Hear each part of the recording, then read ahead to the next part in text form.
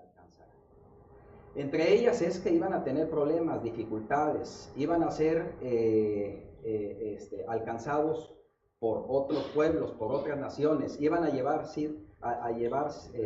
cautivos a la gente del pueblo de Israel a otros lados.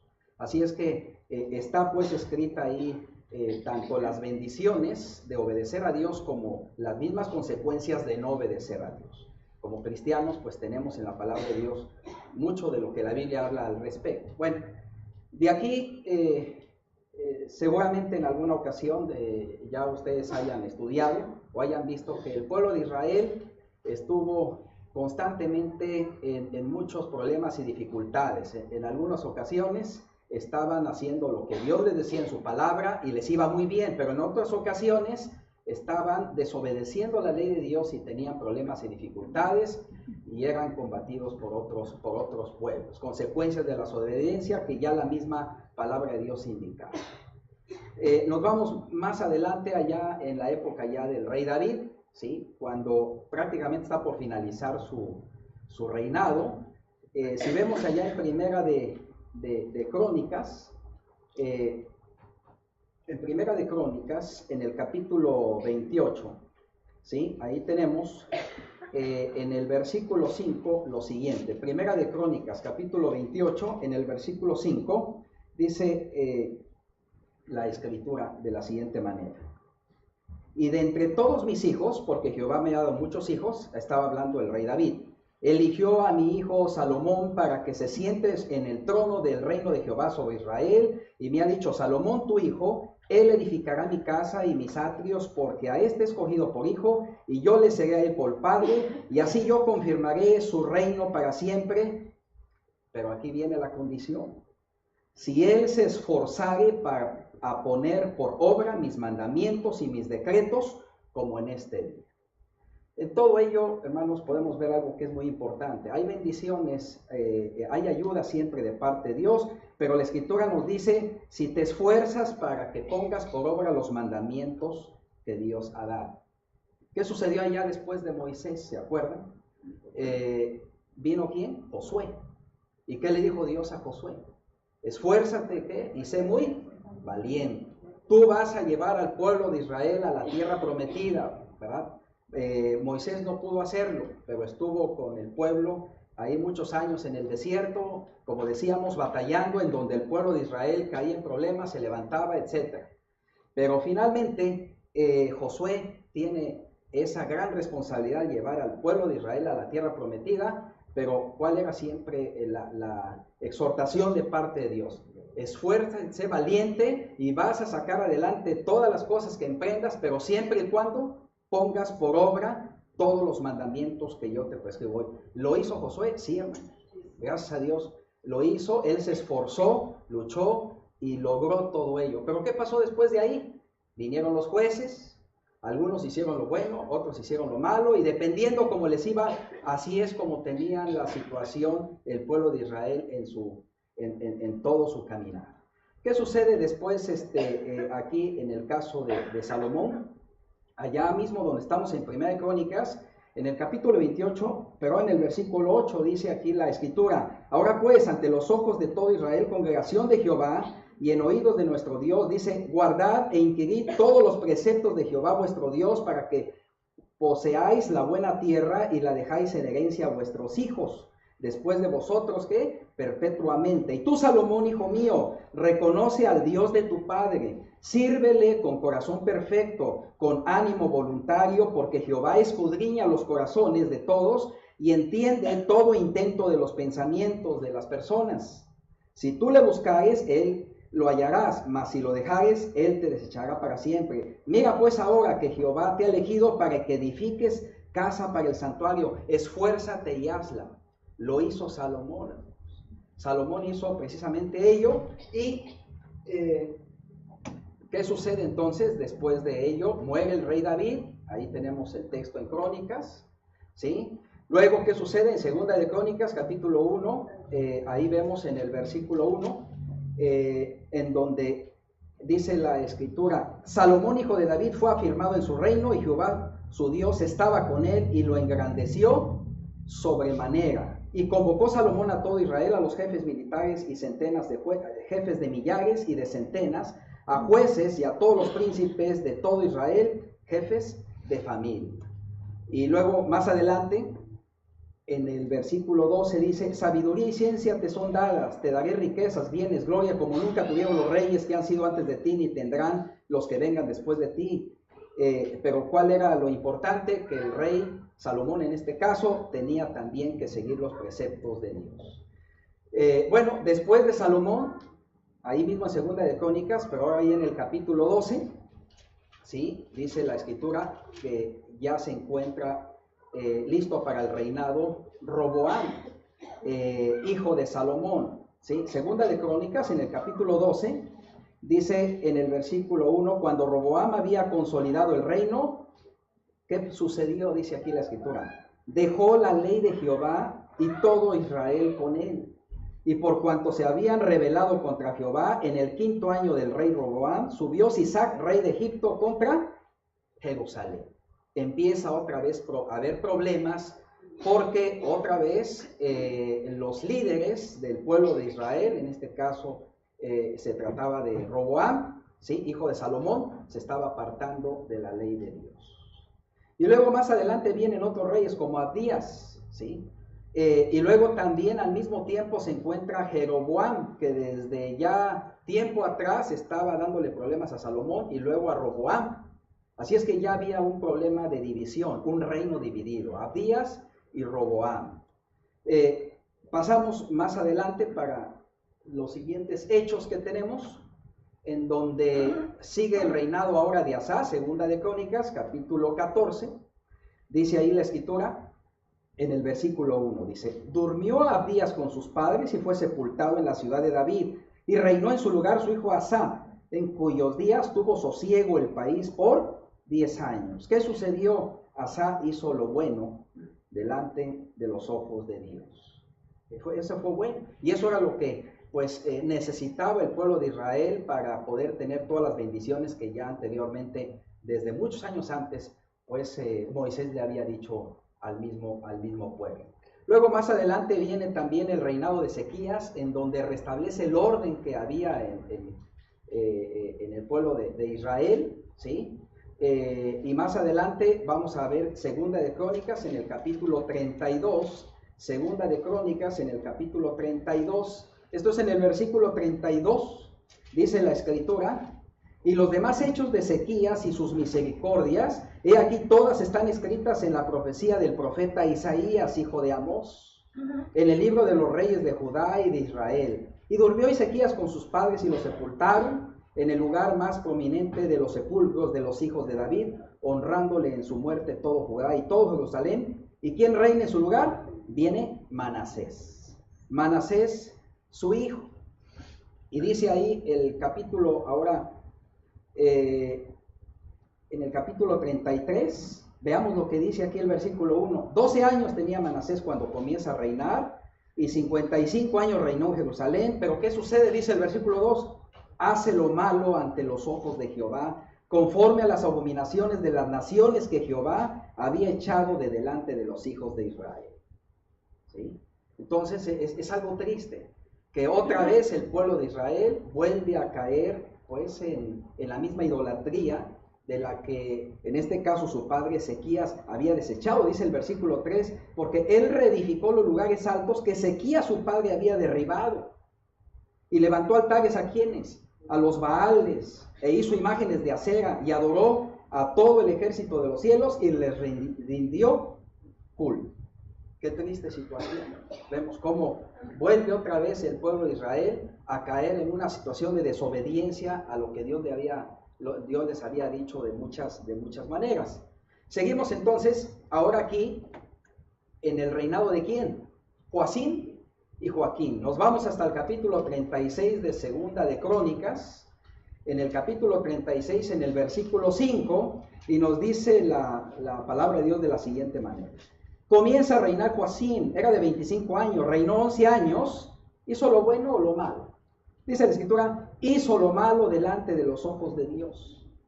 Si nos damos cuenta, ya era una constante de estar haciendo lo malo delante de Dios. sabiendo pues que la palabra de Dios no solamente ahora en nuestra época, en aquella época era con el propósito de que el pueblo de Israel pudieran tener bendiciones, pudieran tener todo lo que necesitaban y salir adelante en esa causa pues que Dios había establecido como su pueblo, tener una tierra prometida, tener pues los reyes y tener todo lo que querían. Sin embargo, Dios les decía, no caigan en la idolatría, no caigan en el pecado. Y eso pues era una constante de que sí estaban cayendo en eso. Ya no había pues más remedio para situaciones difíciles como ahora ya se le iban a presentar. ¿Qué situación dice el verso 6? Sube contra él Nabucodonosor, rey de Babilonia, ¿y qué sucede? Lo lleva a Babilonia atado ¿con qué? Con cadenas. También llevó Nabucodonosor a Babilonia los utensilios de la casa de Jehová y los puso en su templo de Babilonia. Y los demás hechos de Joacim y las abominaciones que hizo y lo que en él se halló están escritas en el libro de los reyes de Israel, de Judá, y reina en su lugar ¿quién? Joaquín. ¿Y qué sucede con Joaquín? Verso 9. Era de 8 años, comienza a reinar, solamente estuvo 3 meses y 10 días en Jerusalén y hizo lo malo delante de los ojos de Dios. A la vuelta del año del rey Nabucodonosor envió y lo hizo llevar a Babilonia juntamente con los objetos preciosos de la casa de Jehová y constituye a Sedequías su hermano por rey de Judá y Jerusalén. Es una situación pues donde pues ya son consecuencias de no obedecer lo que Dios está diciendo en su palabra. El pueblo pues tenía dificultades, situaciones difíciles, pero Dios le decía, no importa en qué situación te encuentres, tú sigue la ley de Dios y te voy a ayudar a sacar de esa situación en que se encuentra. No lo hizo el pueblo pues de Israel. Vemos en 2 de Crónicas capítulo 36, verso 18, algo muy triste, hermanos. Dice, todos los utensilios de la casa de Dios, grandes y chicos, los tesoros de la casa de Jehová, los tesoros de la casa del rey de sus príncipes, ¿a dónde fueron llevados? A Babilonia. Ya estamos hablando del templo, el templo que construyó Salomón y que en épocas pasadas también eran destruidos por causa del pecado de Israel, algunas partes del templo. Sedequías fue uno de los reyes que estuvo pues obedeciendo a Dios y tuvo la ayuda para nuevamente reconstruir muchas cosas, pero ya aquí en esta situación ya no había más remedio. Dice el verso 19, queman la casa de Dios, rompen el muro de Jerusalén, consumieron a fuego todos sus palacios y destruyeron todos sus objetos deseables. Y los que escaparon de la espada fueron llevados ¿a dónde? Cautivos a Babilonia, hermanos. Ahí está la cautividad de ese pueblo. Y fueron siervos de él, de la gente de Babilonia y de sus hijos, hasta que vino el reino de los persas. ¿Cuánto tiempo fue todo eso? Dice el verso 21, para que se cumpliese la palabra de Jehová por boca de Jeremías. Ahí estaban todos esos profetas, hermanos. Amós, Jeremías, Isaías. ¿Cuán conocido no es ese texto ahí en Isaías en el capítulo, veámoslo rápidamente, hermanos, en el capítulo 1 de Isaías? Pues era producto de esta misma situación en la que caía el pueblo de Israel. Esto es en el capítulo 1. Fíjense lo que dice aquí la escritura en el verso 2. De hecho, el título, una nación pecadora, fue precisamente con motivo de todos esos años de vivir en la idolatría, en el pecado. Oíd cielos y escucha tu tierra, porque habla Jehová. Crié hijos y los engrandecí, pero se rebelaron contra mí. ¿Sí? Verso 4, oh gente pecadora, pueblo cargado de maldad, generación de malignos, hijos de depravados. ¿Qué le motivó a Isaías a mencionar todo esto, hermanos? Ahora decíamos en el título de la lección, la enseñanza para nosotros en nuestra era. ¿Acaso no hay situaciones parecidas que hoy en día también se están presentando en el mundo actual? ¿Verdad? ¿Acaso estas situaciones, como dice aquí la escritura, de depravación, ¿verdad?, de maldad, de horror, solamente eran de aquella época? También en nuestra época se están presentando. Dice, dejaron a Jehová, provocaron la ira del Santo de Israel. ¿Por qué quieres ser aún más castigado? Dice. ¿Por qué quieres rebelarte? Dice, todo está enfermo ahí, todo corazón doliente, desde la planta del pie hasta la cabeza, no hay cosa sana sino herida, hinchazón, podrida llaga. Dice, no están curadas, ni vendadas, ni suavizadas con aceite. Vuestra tierra destruida. Toda esta situación, pues, Jeremías, Isaías, Amós, ¿verdad? Hasta que precisamente también el mismo profeta Ezequiel también está hablando y es el que es parte central de lo que vamos a ver. Claro, acuérdense que siempre va una luz de esperanza. Del versículo 10 en adelante, fíjense cómo Isaías les dice al pueblo, príncipes de Sodoma, dice. Ahora, ¿por qué creen que les decía príncipes de Sodoma? ¿Verdad? ¿Por qué les decía pueblo de Gomorra? No era Sodoma ni Gomorra, pero el comportamiento, el pecado que ellos tenían era semejante a lo que sucedía allá en Sodoma y Gomorra. ¿Acaso no hay en nuestros días situaciones parecidas a las que sucedían en aquel entonces en Sodoma, en Gomorra, ¿verdad? Pero sin embargo, aquí la escritura les dice, ¿verdad? Lavaos, verso 16, limpiaos, quitad iniquidad de vuestras obras, dice, delante de mis ojos y dejen de hacer lo malo. Y luego dice el verso 18, venid luego, dice Jehová, estemos a cuenta, si vuestros pecados fueran como la grana, como la nieve serán emblanquecidos, y si fueran rojos como el carmesí, vendrán a ser como blanca lana. Muy bien, hermanos, aquí continuamos viendo la situación que se presenta, precisamente llegando ahí con el profeta Ezequiel. ¿Qué sucede ahí con el profeta Ezequiel, hermanos? Ezequiel precisamente es de la época cuando el pueblo de Israel se encontraba en la cautividad, en grandes problemas y dificultades.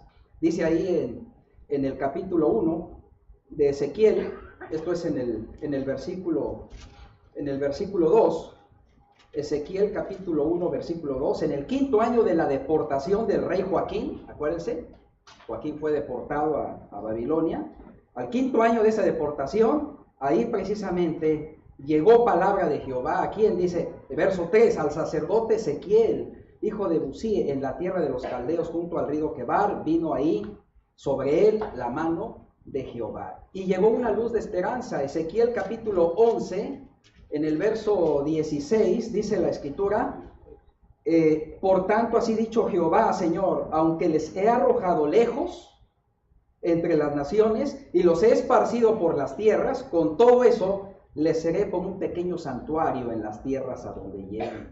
Así ha dicho Jehová el Señor, yo los voy a recoger de los pueblos y os congregaré de las tierras en las cuales estéis esparcidos y os daré la tierra de Israel. Hubo pues una luz de esperanza. Y esa luz de esperanza, hermanos, la narra Ezequiel de una manera pues muy, pues un poco impactante, podríamos decirlo ahí, precisamente en el capítulo 37 de Ezequiel, donde habla ahora sí de la profecía que lleva por nombre el Valle de los Huesos Secos. Pero todo lo anterior fue necesario para darnos cuenta por qué llega Ezequiel a este momento. Ese momento en el cual precisamente habla de la condición en la que se encontraba el pueblo de Israel, así sumido en las dificultades, en una situación donde todo parecía ya estar perdido. Dice el capítulo 37 en el versículo 1, la mano de Jehová vino sobre mí y me llevó en el espíritu de Jehová. ¿Dónde lo puso, hermanos? En medio de un valle que estaba lleno de huesos. Y me hizo pasar cerca de ellos por todo en derredor. Y aquí que eran muchísimos, dice, muchísimos huesos sobre la faz del campo. ¿Y cómo estaban todos esos huesos? Secos en gran manera. Y me dijo, hijo de hombre, ¿vivirán esos huesos? Señor, Jehová, tú sabes. ¿Qué está sucediendo ahí, hermanos? Ahí está sucediendo pues que en una visión ahí Ezequiel ve un valle de muerte, ¿verdad? Puros huesos, pero muchísimos, dice, gran cantidad. Pero Dios le ordena a Ezequiel y le dice en el verso 4, profetiza a esos huesos. Fíjense, ¿cómo es posible que la palabra de Dios pueda hablar ahí algo que esté muerto, inerte? Pues sí es posible, hermanos, ¿verdad? Y más adelante lo vamos a ver cómo hoy en día eso puede causar la palabra de Dios. Hablar sobre gente que en el aspecto espiritual, pues, está muerta espiritualmente, ¿verdad? Pero puede llegar a tener vida porque así sucedió en este caso con estos huesos. Dice, profetiza y dile, huesos secos, oigan la palabra de Jehová, ¿verdad? Oigan la palabra de Jehová. Pero muy rápido nos adelantamos al verso 11. Nada más para darnos cuenta a quién representaban esos huesos secos.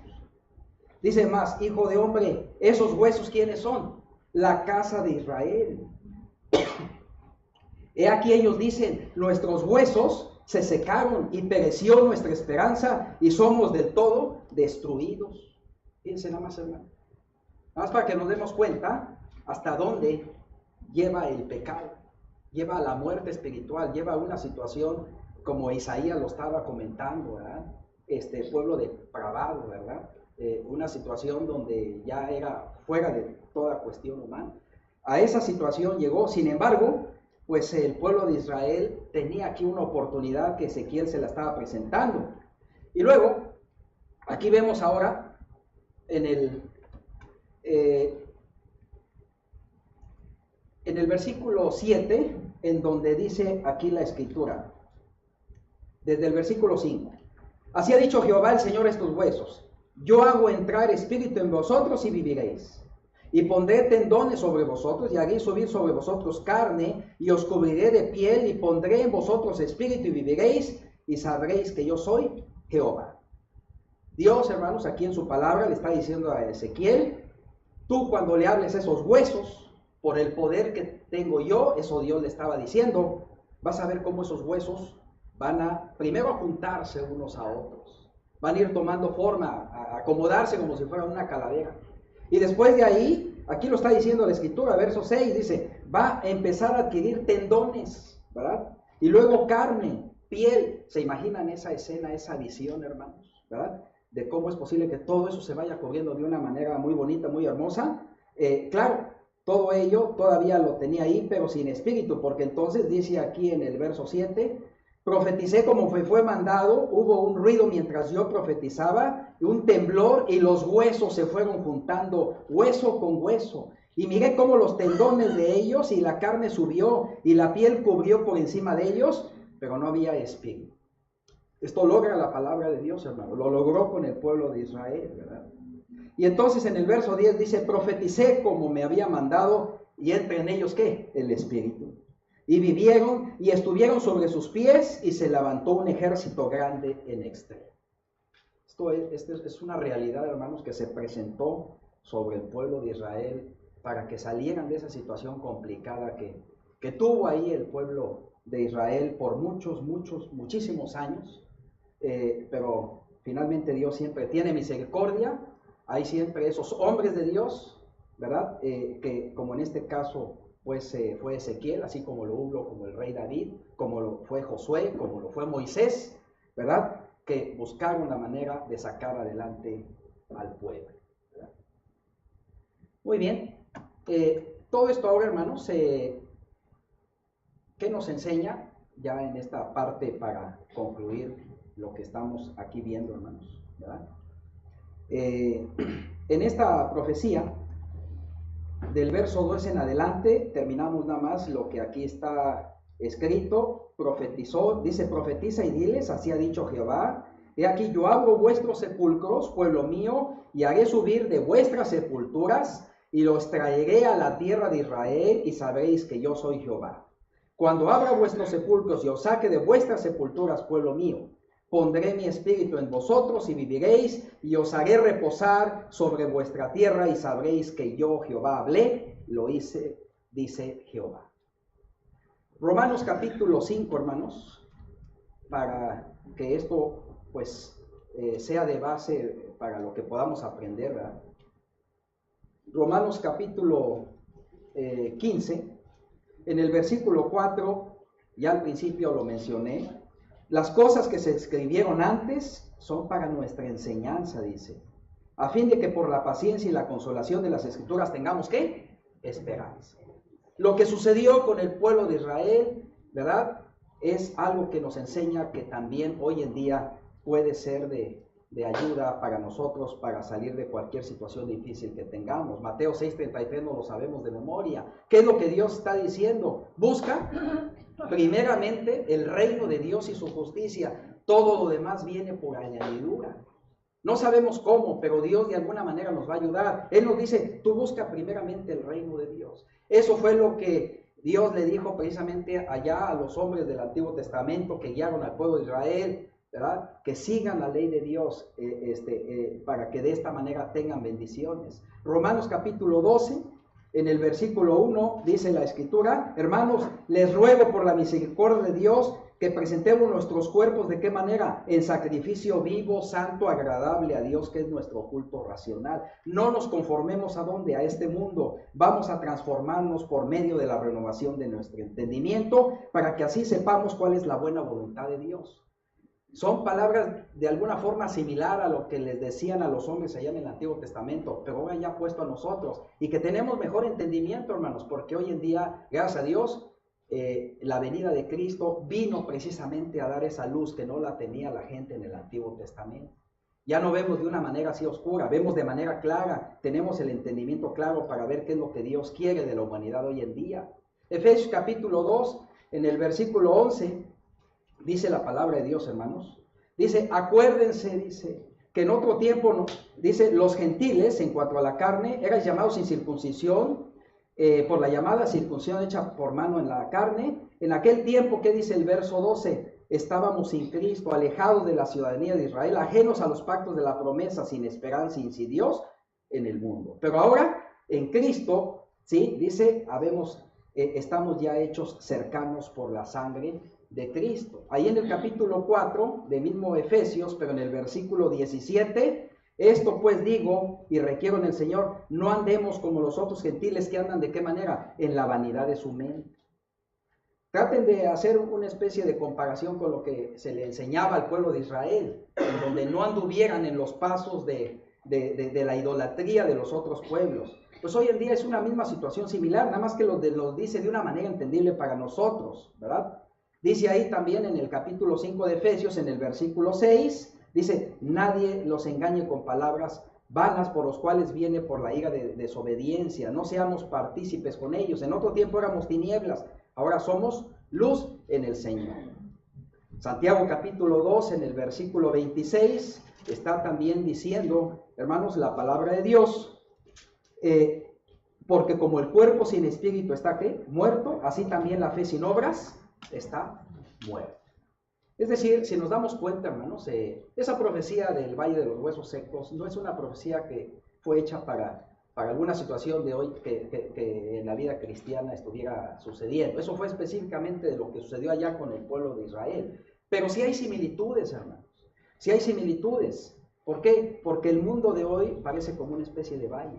Un valle donde no exactamente la gente está viviendo de acuerdo a como la palabra de Dios lo está indicando. ¿Recuerdan los textos que dice ahí la palabra de Dios en 1 Juan capítulo 2, 15 al 17? ¿Verdad? Nos habla precisamente que no amemos las cosas que están en ¿dónde? En este mundo, ¿verdad? Porque todo lo que hay en el mundo, los deseos de la carne, la vanagloria de la vida, los deseos de los ojos, no provienen del Padre, provienen del mundo. Y luego Santiago 4:4 nos dice que si nosotros queremos hacer amigos del mundo, nos constituimos, ¿qué? Enemigos de Dios. Primera de Pedro capítulo 4, hermanos, nos sigue recordando aquí la palabra de Dios.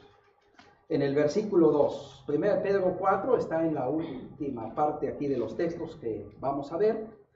Dice Primera de Pedro capítulo 4, en el versículo 2, para no vivir el tiempo que nos resta en la carne, conforme a las concupiscencias de los hombres, sino vivamos de acuerdo a la voluntad de Dios. Ya basta el tiempo para haber hecho lo que agrada a los gentiles, andando en lascivias, concupiscencias, embriagueces, orgías, disipación, abominables idolatrías. Vean, Isaías le reclama al pueblo y les dice, nación pecadora, ¿verdad? Pueblo de Gomorra, ¿verdad? Iguales a Sodoma, porque vivían en una situación similar. Vean cómo ya en nuestra era, en el Nuevo Testamento, se mencionan cosas parecidas a las que tenía ese pueblo. Y en el verso 4 dice, a ellos les parece cosa extraña que nosotros como cristianos no vayamos con ellos en el mismo desenfreno y disolución y nos ultrajen. Pero ellos darán cuenta, hermanos, al que está preparado para juzgar a los vivos y a los muertos, porque por esto este evangelio también ha sido predicado ¿a quién? A los muertos. ¿Ven la similitud que hay con el Valle de los Huesos Secos, un valle de muerte, ¿verdad? Porque precisamente el evangelio es para, de la misma manera como profetiza ahí Ezequiel, ¿sí? A esos huesos, pero con el poder de la palabra van precisamente a salir adelante. ¿Con qué poder? Con el poder que dice la palabra de Dios allá en Hebreos. ¿Qué dice Hebreos capítulo 4 en el versículo 12? La palabra de Dios dice es que Es viva, es eficaz y es más cortante que toda espada de dos filos y penetra hasta partir el alma, el espíritu, las coyunturas, los tuétanos, discierne los pensamientos. Nosotros de pronto tenemos pensamientos ahí encontrados que no sabemos exactamente si estamos en lo correcto o no, pero si nos centramos en lo que dice la palabra de Dios, va a discernir nuestros pensamientos, las intenciones de nuestro corazón y nos va a llevar a hacer lo que dice Dios en su palabra. Así que la escritura, hermanos, para finalizar, ¿sí? Tenemos aquí que Santiago capítulo 1, verso 21 al 25, seamos hacedores ¿de qué? De la palabra, no tan solamente oidores. Al pueblo de Israel se les dijo, sigue la ley de Dios, sigue los mandamientos de Dios. A nosotros también se nos dice eso, hermanos. ¿Qué es lo que dice Santiago capítulo 1, versos 21 al 25? Apocalipsis 2:10 nos dice, sé fiel hasta la muerte y te daré la corona de vida. Tenemos muchas bendiciones. Para aquellos que aún todavía no han sido bautizados, allá en el libro de Juan, capítulo 3, versos 3 al 5, Nicodemo se le acerca al Señor Jesucristo. Y el Señor Jesucristo, de manera directa, por la palabra que él llevaba, le dice, si no naces del agua y del espíritu, no puedes entrar en el reino de Dios. Ahí está el consejo de Dios, de su palabra. Ahí está la voluntad de Dios. Es necesario nacer del agua y del espíritu, si no, no se puede ver el reino de Dios. Y en Hechos 2:36 al 42, seguramente parte de estas situaciones que estuvimos viendo del pueblo de Israel, a lo mejor el apóstol Pedro en aquel día, en el día del Pentecostés, estuvo hablando con la gente que estaba ahí reunida, pero principalmente se enfocó a que fueron culpables de la muerte de nuestro Señor Jesucristo, aunque físicamente no lo hicieron, pero con sus acciones, con el dar el voto de sí, muera Cristo, de esa manera muera Jesús, de esa manera pues ya estaban siendo culpables. Y no solamente ellos, sino en general todos cuando pecamos estamos siendo culpables de la muerte de Cristo. Pero si nosotros obedecemos los mandamientos de Cristo, y en este caso fue lo que hicieron esas gentes en el día del Pentecostés, porque le dijeron a Pedro y a los otros varones, ¿qué vamos a hacer? ¿Qué haremos? Y Pedro les dice, bautícense. ¿Por qué, Pedro? Para que recibas el perdón de tus pecados y el don del Espíritu Santo. Y de esa manera es como Dios está precisamente mandando para poder ser identificados como parte del pueblo de Dios, como cristianos. Esa es la obediencia que tiene que hacer toda persona para el que creyera y fuere bautizado. Así que concluimos, hermanos, con un consejo, exhortación que da el apóstol Pedro en capítulo 2, en el versículo 1.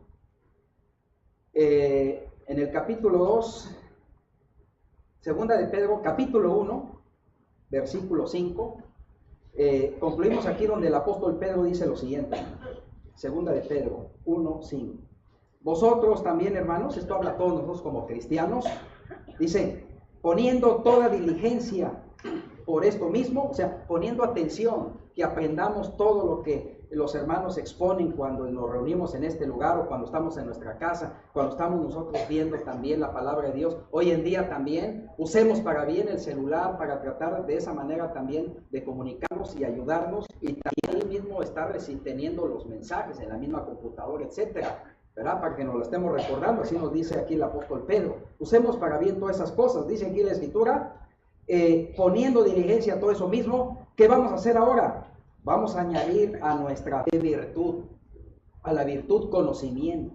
Y todo esto tiene que ver también con que se desarrollen los dones, hermanos, los dones dentro de la iglesia para poder ayudar a la iglesia de distintas maneras. Al conocimiento, dominio propio. Vean, o sea, el conocimiento de la palabra de Dios, de todo lo que estamos aprendiendo.